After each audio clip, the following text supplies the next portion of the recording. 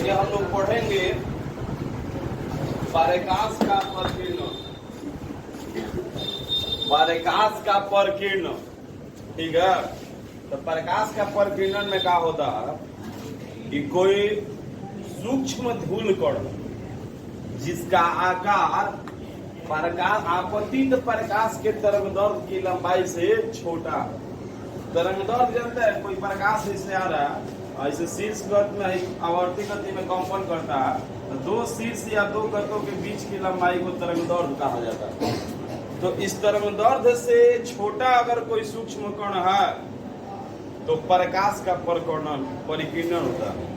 होता क्या है कि यहाँ पे छोटा सा कण हो गया, ये आपतित प्रकाश आ रहा है, इतना सा आपतित प्रकाश भी आ रहा, जब पड़ेगा तो हेले चला जाएगा, इधर चला जाएगा, इधर चला जाएगा, इधर इधर सभी दिशाओं में बिखर जाता है। तो इस घटना को कहा जाता है प्रकाश का परिकीर्णन। तो परिभाषा दिया जाता है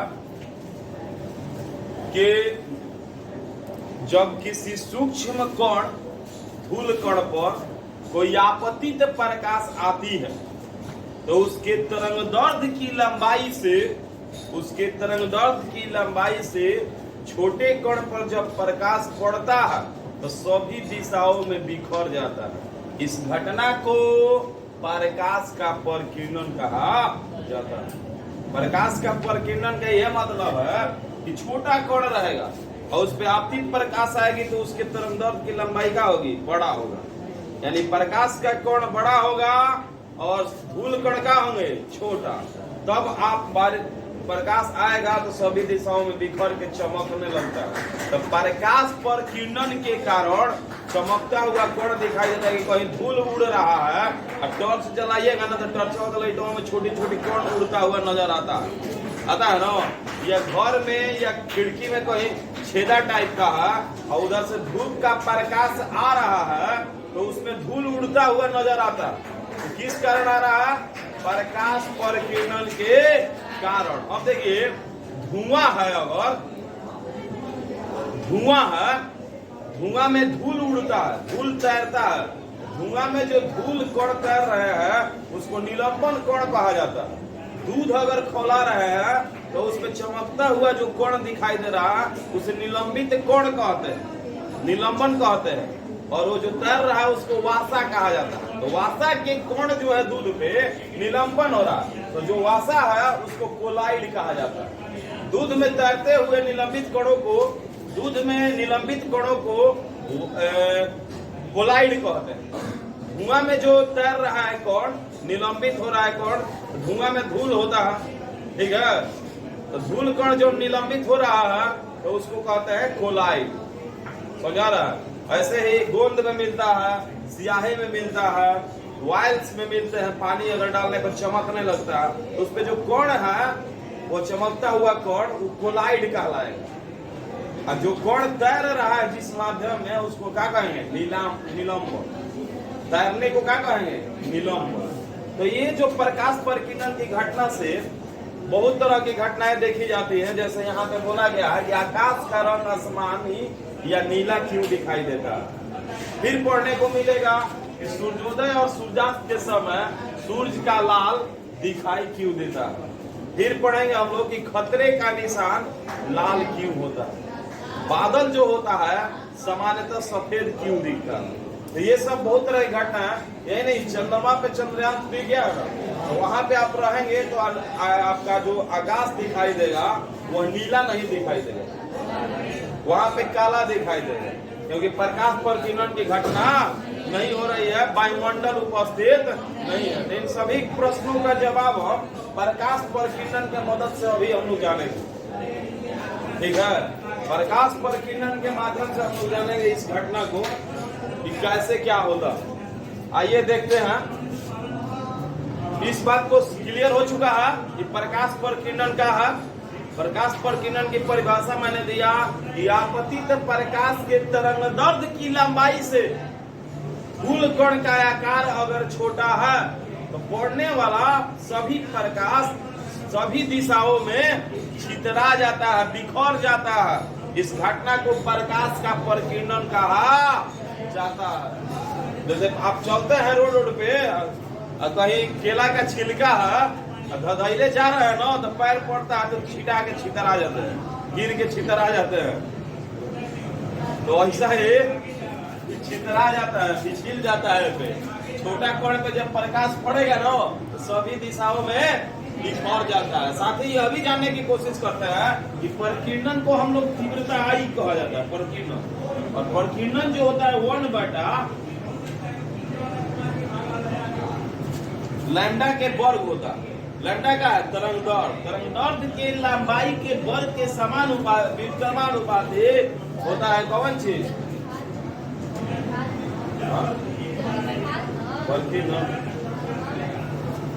प्रकीर्णन जो है चतुर्थ घाती है। प्रकीर्णन जो है चतुर्थ घाती होता है। रॉले परिमेय बोलते हैं। रॉले परिमेय के अनुसार प्रकाश का प्रकीर्णन जो होता है वह तरंग दैर्ध्य के चतुर्थ घात के व्युत्क्रमानुपाती होता है। ठीक है, हम जो बता रहे थे वो अलग है, वो अपवर्तनांक होता है। अपवर्तनांक होता है a प्लस b/λ का स्क्वायर, तो हो जाता है 1/λ का स्क्वायर, ये अपवर्तनांक होता है। लेकिन यहाँ पे रॉले परिमेय जो है प्रकाश का प्रकीर्णन की घटना जो है, ये घटनाएं होती है तरंग दैर्ध्य के चतुर्थ घात के व्युत्क्रमानुपाती होता है प्रकाश प्रकीर्णन। दुख है यहाँ तक हम लोग जा रहे हैं। प्रकाश के प्रकीर्णन में देखिए किसका प्रकीर्णन ज्यादा होगा। आप लोग बोलते हैं विबग्योर, मतलब बैगनी, Indigo, blue, green, yellow, orange और रेड। लाल रंग जो है इसका तरंग दैर्ध्य सबसे अधिक होता है, मैक्सिमम होता है। और इसका क्या होता है? मिनिमम, कम होता है, सबसे कम होता है, मिनिमम होता है। ठीक है, इसका कम है, इसका ज्यादा होता। अब जिसका है नीचे जब है तो इस बढ़ेगा तो प्रकीर्णन क्या होगी? घटेगी। तो है सबसे ज्यादा है, ये रखेंगे तो इसका मान जो है प्रकीर्णन का क्या हो जाएगा? कम। यानी लाल रंग का प्रकीर्णन कम होता है और बैगनी रंग का ज्यादा होता है। तो आपसे पूछा जाए कि 7 रंगों में सबसे अधिक प्रकीर्णन किसका हो रहा है? बैगनी का। और सबसे कम इसके बीच वाले इसी के अनुसार घटते रहेंगे। समझा रहा? लाल रंग का प्रकीर्णन अधिक होता है और कम होता है, और बैगनी रंग का प्रकीर्णन अधिक होता है। क्या है? तरंग दैर्ध्य पर निर्भर है। रॉले परिमेय के अनुसार तरंग दैर्ध्य के चतुर्थ घात के व्युत्क्रमानुपाती प्रकाश का प्रकीर्णन होता है। अब आइए यहाँ पढ़ेंगे कि आकाश का रंग नीला क्यों होता है? आसमानी, आसमान का रंग आसमानी क्यों होता है? आसमान का रंग आसमानी क्यों होता है? या आकाश का रंग नीला क्यों होता है? बात एक ही हुआ। तो आपको पता है कि आप लोग देखते हैं कि घर पे जो गैस सिलेंडर बर्नर जलता है, चूल्हा गैस सिलेंडर से, तो उसमें देखते हैं कि नीला जलता है। लेकिन ऐसे ठोक लीजिएगा ना तो पीला जलने लगे। मतलब हवा की कमी हो रहा है। हवा की कमी हो रहा है तो पीला जल रहा है, हवा आ जा रहा है तो नीला जल रहा है। स्टोव अगर देखे होंगे तो स्टोव में हवा मारते हैं तो एकदम नीला जलता है, और हवा कम होने लगता है तो पीला जलने लगता है। यानी वायु पर निर्भर है कि वायुमंडल हवा से नीला है, यानी गैसीय अणु लगभग नीला है। तो हम जानते हैं कि वायुमंडल जो है, आकाश का मतलब वायुमंडल, हम लोग वायुमंडल में निवास कर रहे हैं ना, तो वायुमंडल में गैसीय अणु है। वायुमंडल में क्या है? गैसीय अणु है। अगर आप पृथ्वी बना लिए हैं, ये आपका पृथ्वी है, तो ये अगल बगल हतना एरिया तक मान लीजिए कौन सी है? वायुमंडल है। वायुमंडल है तो वायुमंडल में गैसीय अणु है ना। और गैसीय अणु पर जब सूर्य की प्रकाश आपतित होती है, समझा रही है? तो गैसीय अणु पे जब सूर्य की प्रकाश आपतित होती है तो गैसीय अणु असंख्य है। सभी गैसीय अणु नीले रंग का अपवर्तन ज्यादा कर देती है। समझा रहा? लाल रंग का भी अपवर्तन होता है, सब रंग का अपवर्तन होता है, लेकिन गैस अणु इतना अधिक है वो किस रंग का अपवर्तन करती है? नीले रंग का। तो नीले रंग का इतना अपवर्तन कर देती है कि पूरा आकाश कैसा दिखने लगता है? नीला नीला। मान लीजिए क्लास में 400 बच्चे बैठे हैं, एक दो लाल पियर ड्रेस पहन के आया और सभी नीला ड्रेस पहन के आया, ऊपर से नीचे टोपी ओपी सब, तो दूर से देखने पे नीला ही दिखाई देगा ना। तो आपका लाल रंग का प्रकीर्णन क्या होता है? कम होता, और नीले रंग का प्रकीर्णन क्या होता है? ज्यादा। अभी आप पढ़े कि बैगनी, इंडिगो, यहाँ पे बैगनी रंग है, जामुनी रंग है, और क्या ब्लू है, नीला। तो यहाँ पे हई सब का और इतना अधिक प्रकीर्णन हो जाता है कि विलुप्त हो जाता है। तो हई हमारे आंखों तक क्या होता है? पहुंचता है, इसलिए हम देख पाते हैं। तो किताबी भाषा लिखावट के अनुसार बोलेंगे कि हम जानते हैं कि वायुमंडल गैसीय अणु से बना है, और इसके प्रत्येक अणु पर जब प्रकाश आपतित होता है तो गैसीय अणु नीले रंग का अधिक प्रकीर्णन कर देती है, जिसके कारण हमें नीला आकाश या आसमानी दिखाई देता है। इसमें ही होता है कि लाल रंग का तरंगदैर्घ्य ज्यादा होता तो प्रकीर्णन कम होता है, और नीले रंग का तरंगदैर्घ्य कम है, तरंगदैर्घ्य कम है तो प्रकीर्णन क्या होता है? अधिक होता है। तो प्रकीर्णन अधिक होता है, बहुत ज्यादा नीला रंग का प्रकीर्णन होता है। और हम लोग वायुमंडल में निवास करते हैं, हम लोग से ज्यादा दूरी पर नहीं है, तो नीला नीला ही दिखाई देने लगता है। दिक्कत है। तो लिखना कैसे होगा कि हम जानते हैं कि वायुमंडल में वायु है, गैसीय अणु है, और प्रत्येक अणु पर जब सूर्य की प्रकाश आपतित होती है तो ये अणु नीले रंग का प्रकीर्णन कर देते हैं, जिसके कारण हमें आकाश नीला रंग का दिखाई देता है। दिक्कत है। अब यहाँ पढ़ेंगे सूर्योदय और सूर्यास्त के समय सूर्य हमें लाल क्यों दिखाई देता है। तो यहाँ पर देखेंगे कि भाई हमारा पृथ्वी हो गई और यहाँ पे सूर्य हो गया।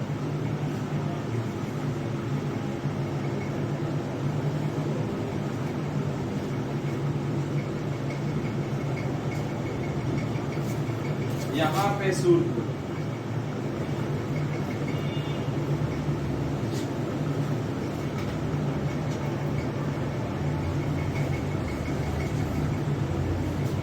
हो गया।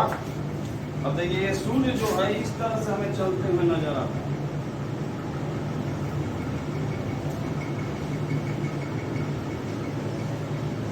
ये हमारा पृथ्वी हो गई। तो देखिए यहाँ पे देख रहे हैं कि जो डिस्टेंस है मिलाइए। भाई अगर सुबह हो रहा, सुबह के समय है तो भाई क्या है? शाम। सूर्यास्त का टाइमिंग है भाई सूर्योदय का। शाम में सूर्योदय नहीं ना होता है, शाम में सूर्यास्त होता है और सुबह में सूर्योदय। तो मॉर्निंग, गुड मॉर्निंग देखिए हमें भाई लंबा दूरी नजर आ रहा है भाई, लंबा दूरी, लेकिन भैया से देखिए इसे घटता जा रहा है, घटता जा रहा है। ये डिस्टेंस घटता जा रहा है, दिखाई दे रहा है, घटता जा रहा है ना।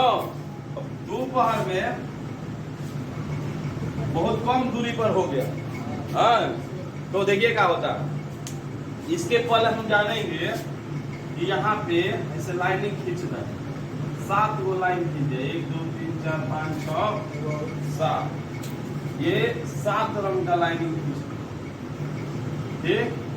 अब देखिए मान लीजिए कि छोटा छोटा लड़का, एक छोटा है, उससे बड़ा है, उससे बड़ा है, उससे बड़ा है, उससे बड़ा, सबको इसको पहना दिया बैगनी, इसको जामुनी, इसको नीला, इसको ग्रीन, इसको नारंगी, येलो पीला, इसको नारंगी, इसको रेड पहना दिया कपड़ा। उसके बाद दौड़ाया जा रहा है तो छोटका पहले ही थक के रुक जाएगा, फिर कोई दूर जाकर हई थक जाएगा, फिर कोई दूर जाकर हई थक जाएगा, उधरे रह जाएगा। ऐसे ही करते करते जो नहीं बड़ा वाला है वो मंजिल तक पहुंचेगा।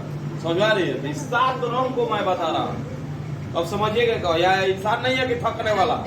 तो यहाँ पे सूर्य है, सुबह और शाम में पृथ्वी से, प्रेक्षक से, पृथ्वी पे ना प्रेक्षक रहेंगे, जांच करने वाला, देखने वाला, तो पृथ्वी से सुबह और शाम में सूर्य बहुत दूर रहता है, ठीक है। तो जो सूर्य से आने वाली प्रकाशें है वह वायुमंडल में पूर्ण परिकिरण का शिकार हो जाती है। पूर्ण परिकिरण की जब घटना होती है, प्रकाश परिकिरण की घटना होती है, तो 7 रंगों में 6 रंग का परिकिरण ज्यादा हो जाता है और लाल रंग का कम होता है। तो छिटाता नहीं है, यानी उन्हें सीधे का होता है, पहुंच जाता है। अब 6 रंग का परिकिरण होकर वो नहीं ढिवला गया। मान लीजिए कि कहीं आपका लक्ष्य बनाया गया, दौड़ रहा है, कहीं सेंटर बनाया गया कि वहां तक जाना है, भाई 6 है ना, रास्ता में गिर गया, पहुंचा हुआ ना, जाने की आया है। तो 7 रंगों में से 6 रंग जो है वायुमंडल में, अंतरिक्ष में ही खत्म हो गए। 7वां रंग लाल जो है पहुंचा, क्योंकि उसका तरंग दैर्ध्य जो होता है कम होता है, अधिक होता है, और परिकिरण क्या होता है, कम होता है। समझ में? तो तरंग दैर्ध्य अधिक होने, लाल रंग का सबसे अधिक तरंग दैर्ध्य होता है, जिसके कारण परिकिरण क्या होता है, कम। तो लंबी दूरी तक पहुंचता है। तो अब लिखना कैसा होता है, सुनिए। प्रेक्षक से सुबह और शाम में, सूर्योदय और सूर्यास्त के समय सूर्य लंबी दूरी पर होता है। जब सूर्य से आने वाली प्रकाशें होती है, उनमें वायुमंडल में, अंतरिक्ष में परिकिरण की घटना हो जाती है, जिसके कारण 6 रंग परिकिर्णित हो जाते हैं, बिखर जाते हैं, और 7वां रंग लाल प्रेक्षक के नेत्र तक पहुंचता है, जिसके कारण सूर्य सुबह और शाम में लाल दिखाई देता है। और पहुंचने का कारण यह है लाल रंग का, कि लाल रंग का तरंग दैर्ध्य अधिक होता है, जिसके कारण परिकिरण का होता है, कम होता है। यानी शॉर्टकट में बोला जाए तो हम बोलेंगे कि लाल रंग का परिकिरण कम होता है सभी रंगों से। तो अन्य सभी रंग जो 6 रंग है, उसका परिकिरण क्या होता है, अधिक, जिसके कारण वह वायुमंडल अंतरिक्ष में ही विलुप्त हो जाते हैं रंग। और 7वां रंग का लाल का परिकिरण कम होता है, जिसके कारण प्रेक्षक के नेत्र तक पहुंचता है। दिक्कत है?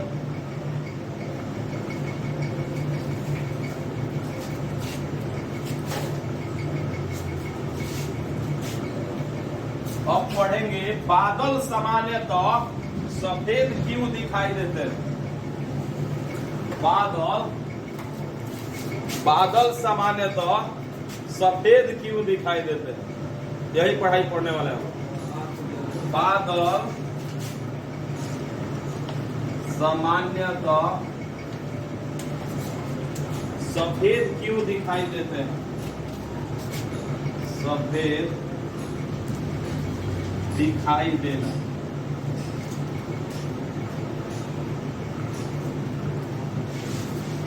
हम लोग को पता है कि बादल में धूल कण और पानी की बूंदे होती है, यानी वाष्प कहा जा सकता है।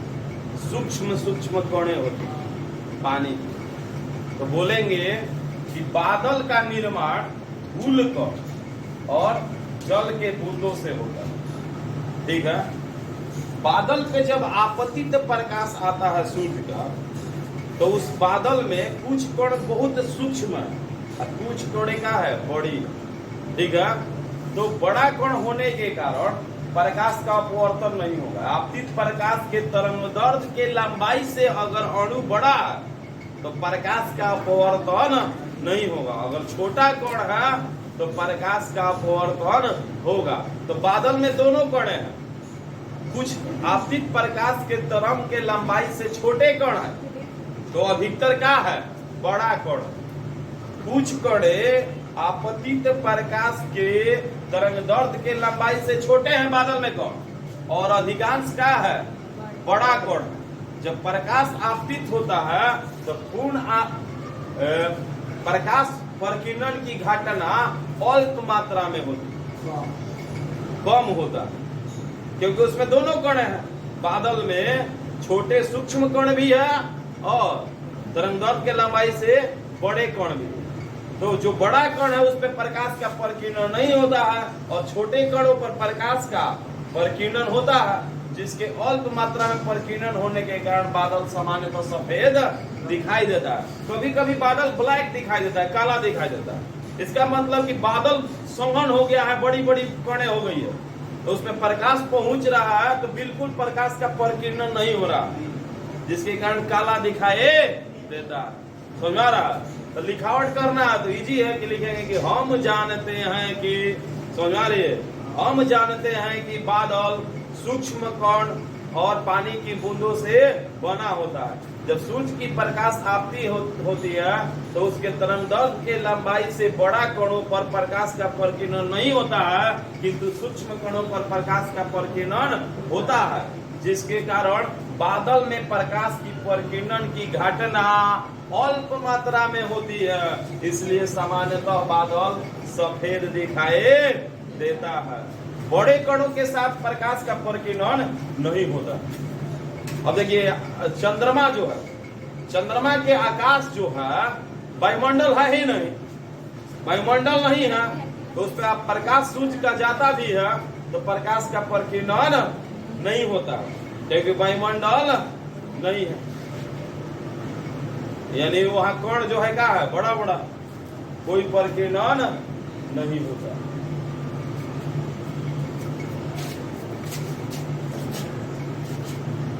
खतरे का निशान लाल, खतरे का निशान लाल क्यों होता है?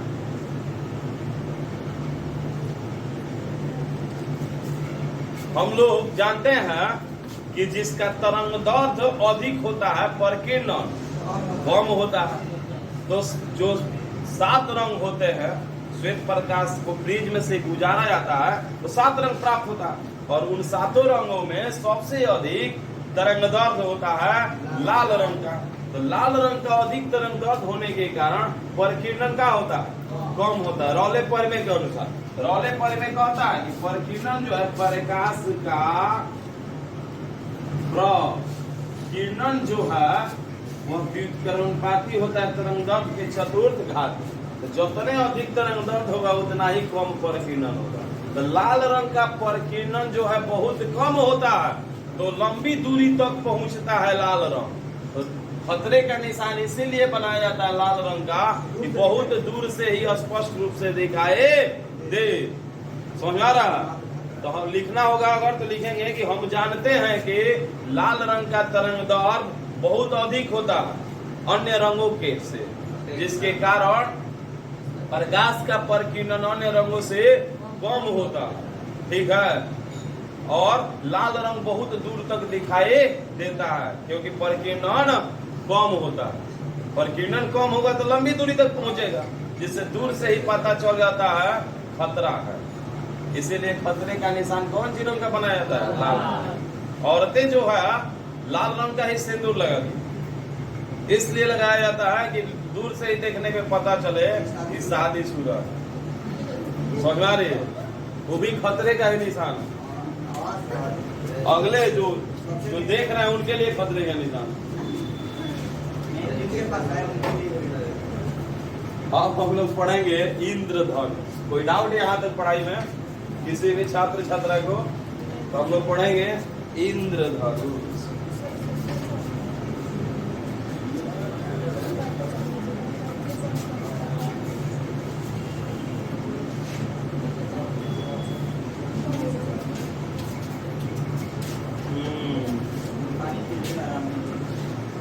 इंद्रधनुष रेनबो जो बोलते हैं वही पढ़ने वाला। तो देखिए यहाँ पे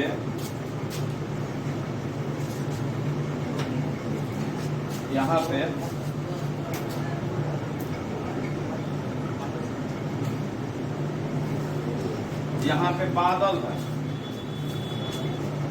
ये कौन सी है? बादल।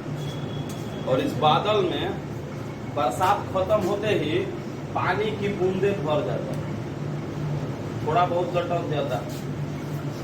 पानी की बूंदे कहीं कहीं लटक जाती है, हवा में भी अटक जाती है, थोड़ा बहुत फंस जाती है हवा में। पानी की बूंदे। यहाँ पे आप देख रहे हैं पृथ्वी से, ठीक है, पृथ्वी से सुंदर आंख से आप देख रहे हैं, ठीक है।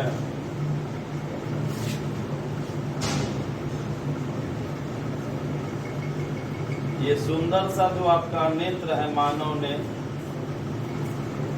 इससे हम देख रहे हैं। कब देखना है वो भी बता रहे हैं, कैसे देखना है।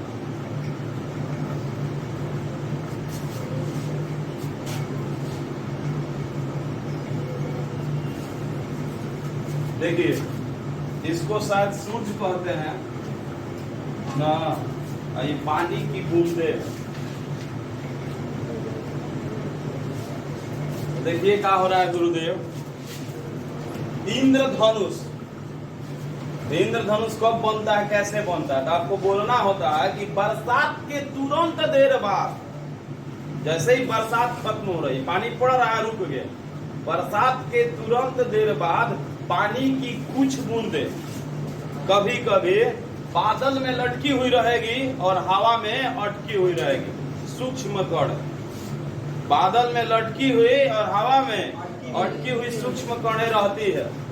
तो अब हम सूर्य के तरफ पीठ करके, देखिए हमारे पीठ की तरफ है ना सूर्य पीठ की तरफ करके, पीठ की तरफ सूर्य करके जब हमारा आकाश में देखते हैं, ये ना कि पैर देख लीजिए कितना सुंदर है, कौन चीज देखना है, आकाश में देखते हैं, तो पानी की बूंदों पर सूर्य के प्रकाश की किरणें, पानी की बूंदों पर सूर्य के प्रकाश की किरणें पड़ती है, तो ये पानी की जो बूंदे है प्रिज्म की तरह कार्य करती है। कैसा कार्य करती है? प्रिज्म की तरह कार्य करती है, जिसके कारण सूर्य के प्रकाश को 7 रंगों में बांट देती है। इससे एक रंगीन सुंदरमय आकर्षक पट्टी दिखाई देती है, जिसे हम इंद्रधनुष कहते हैं। मैं बोला कि बरसात के तुरंत देर बाद पानी की कुछ बूंदे बादल में लटकी रहती है और हवा में अटकी रहती है। तब हम सूर्य के तरफ पीठ करके आकाश में देखते हैं, तो ये पानी की बूंदे आपतित प्रकाश को 7 रंगों में प्रिज्म की तरह व्यवहार करके बांट देती है, विभक्त कर देती है, जिससे एक रंगीन पट्टी दिखाई देता है, सुंदर और आकर्षक होता है, उसे इंद्रधनुष कहा जाता है। अब कहीं भी फील्ड में बहुत खड़ा हो गया, बहुत दूर देखिएगा तो लगेगा ना कि उस गांव में या उस क्षेत्र में पृथ्वी और आकाश मिला हुआ है, तो हमेशा देखने पर आपको ऐसा ही पता नजर आता है, लगता है कि हेजा आकाश सट गया, हेजा सट गया, भेजा है, ठीक है, तो ये ऐसा दिख रहा है कि लग रहा है कि धनुष है। तो ऐसे ही यह धनुष के आकार में रंगीन पट्टी दिखाई देने लगती है, इसीलिए कहा जाता है कौन चीज, इंद्रधनुष। धनुष आकार में नहीं है। एगो गांव के आदमी देख रहे होंगे ना, हेजा जो गांव होगा, जो लोग होंगे, उनको भी ऐसा ही दिखाई देता होगा। समझ में आया?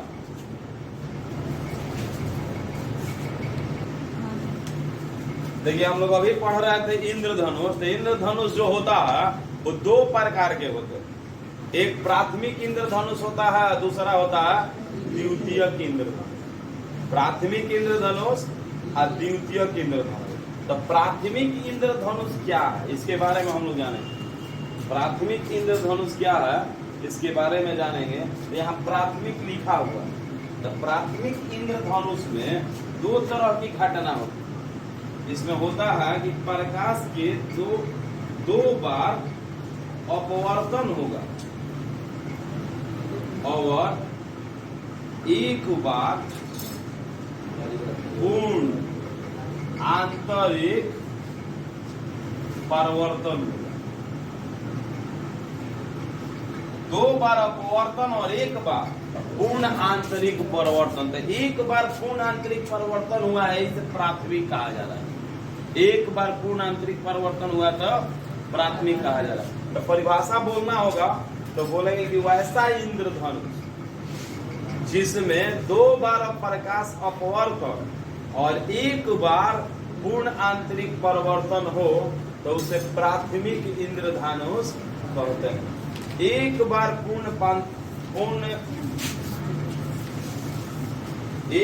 पूर्ण आंतरिक परिवर्तन होना चाहिए और 2 बार अपवर्तन तो प्राथमिक इंद्रधनुष बनता है। और आंख के साथ देखिए कोण का बनाता है, अक्ष है इंद्रधनुष अक्ष। तो यहाँ इसकी किरण जो है देखिए, इसका ऊपरा सिरा लाल होता है और निचला सिरा प्राथमिक का होता है दीप क्योर होता है। ठीक है, भाई जो है लाल रंग ऊपर होता है, बैगनी नीचे प्राथमिक में होता है। तो इसका जो बैगनिक के किरण का जो बनेगा है जो कोण, ये बनेगा 41 डिग्री। ठीक है, और 2 बार अपवर्तन हुआ है ना, 1 बार पूर्ण आंतरिक परिवर्तन देखो बढ़ा देंगे 1 1 2 41 2 डिग्री